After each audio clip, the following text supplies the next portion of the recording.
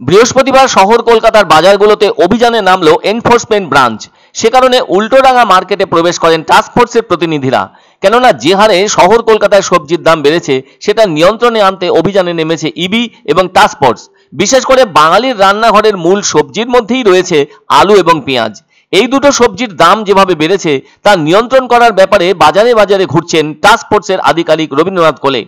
আর তাই উল্টোডাঙ্গা বাজারে এদিন প্রবেশ করে সবজির দাম যাচাই করছেন তিনি। তাতে আলুর দাম যেখানে 30 টাকা কেজি হওয়ার কথা ছিল সেটা হয়নি, এখানে 32 টাকা কেজিতে রেখেছে আলু। আবার চন্দ্রমুখী আলু কিন্তু 38 টাকা কেজিতে বিক্রি হচ্ছে। পেঁয়াজ এখানে 50 থেকে 55 টাকা কেজি।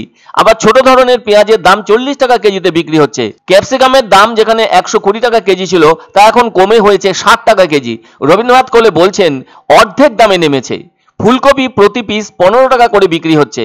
বাকি সবজির দাম মোটামুটি কিছুটা করে নেমেছে বলে জানান তিনি। এই দাম আরো কম হবে বলে জানান রবীন্দ্রনাথ বাবু। তিনি বলেন বাজারে সবচেয়ে বেশি দাম রয়েছে রসুনের, যা কিনা 400 টাকা কেজি। এদিন তিনি ওই বাজারের ব্যবসায়ীদেরকে জানান আলু কিন্তু কম দামে বিক্রি করতে হবে। রাজ্য সরকারের যে গাইডলাইন আছে তাতে করে দাম তার মধ্যেই রাখতে হবে বলে জানান রবীন্দ্রনাথ কোলে।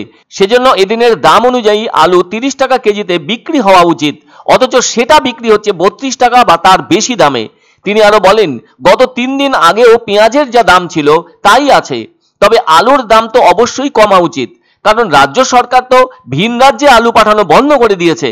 ফলে আলু বাজারে আসবে অঢেল, আর তাই সেই দাম পাইকারি ভাবেও যেমন কম হওয়া উচিত তেমনি খুচরো বাজারেও দাম কম হওয়ার কথা, যা 30 টাকা কেজিরও কম থাকবে বলে মনে করছেন সকলে। কিন্তু আজও আলুর দামি সবজি হিসেবে রয়েছে বাজারে, অথচ 25শে ডিসেম্বর নবান্নের কড়া নির্দেশের পরও কোনোভাবেই আলুর দামের হ্রাস টানা সম্ভবপর হয়নি।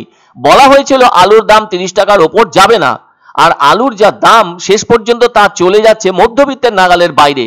জলপাইগুড়ির বাজারে 35 টাকা করে কেজি বিক্রি হচ্ছে আলু, আর পেঁয়াজের দামও 50-60 টাকার মধ্যে রয়েছে। তবে রসুনের দাম কেজি প্রতি 400 টাকা এখানে। মুর্শিদাবাদ জেলায় 33 টাকা কেজিতে বিক্রি হচ্ছে আলু। ওই দাম বাড়ার কারণে বিক্রেতাদের সাফাই যুক্তি হিমঘর থেকে চড়া দামে বিক্রি হচ্ছে, যার কারণে আড়তদারদের থেকে দামও বেশি। এখন প্রশ্ন উঠে আসছে আড়তদারদের দাম কিংবা হিমঘরের দাম সেটা দেখার দায়িত্ব তাহলে কাদের? প্রায় সময় তো দেখা যায় টাস্কফোর্সের প্রতিনিধিরা শুধুমাত্র খুচরো বিক্রেতাদের কাছেই এসে জিজ্ঞাসাবাদ করেন, কিন্তু তারা তো কোনোভাবেই দাম কম রেখে আলু দিতে পারছেন না আড়তদারদের নির্ধারিত দামের কারণে। তাই সাধারণ ক্রেতারা মাঝে মাঝেই বলে থাকেন সরকারের লোকেদের উচিত বড় বড় মাথাদের কাছে গিয়ে দাম বাড়ার কারণ জানা। সেটা আর কবে হবে জানা নেই তাদের বলে আফসোসের সুর ভেসে উঠছে তাদের মধ্যে। তবুও মুখ্যমন্ত্রী মমতা বন্দ্যোপাধ্যায় প্রশাসনিক প্রধান হিসেবে চেষ্টা চালিয়ে যাচ্ছেন, কিন্তু আলুর দাম সাধারণের সেই নাগালে এলো না আজও। তবুও সকলে আশা করে বাজারে আসেন আলুর দাম নিশ্চয়ই কম পাবেন ভেবে। মোটামুটি নিম্নবিত্ত মধ্যবিত্ত মানুষের নাগালের মধ্যে অনেকটা চলে এসছে। আলুর দাম 32 করে এখানে জটি বেচছে। আমরা চেষ্টা করছি সেটাকে 30 টাকায় যাতে মানুষ পায়। না শুনলে ড্রাস্টিক স্টেপ নেবে সরকার, কিছু করার নেই।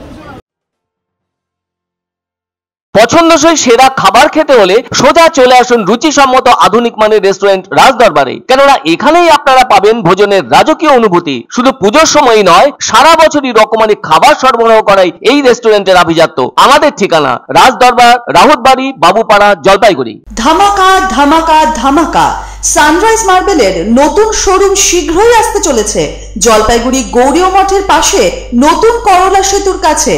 এখানে পাবেন আধুনিক টাইলসের রকমারি সম্ভার। এক অন্য অনুভূতির স্পর্শ পাওয়া যায় রয়কো ব্র্যান্ডের গেঞ্জি ও জাঙ্গিয়ায়। তাই ছোট বড় সবার পছন্দ রয়কো গেঞ্জি ও জাঙ্গিয়া। প্রস্তুতকারক জয়মনি হোশিয়ারি, কলকাতা। আনন্দ সংবাদ, আনন্দ সংবাদ। 30 বছরের নির্ভরযোগ্য প্রতিষ্ঠান ইন্দ্রমণি রাইস মিল। আমাদের কয়েকটি জনপ্রিয় ব্র্যান্ড হলো তাজ, বরলি, খুশি ইত্যাদি। আমাদের factory outlet CG trading company, Dinbazar, axis ব্যাংকের পাশে, জলপাইগুড়ি। এখানে সুলভ মূল্যে গুণগত মানের সব ধরনের চাল পাওয়া যায়। Phone number 9547029475।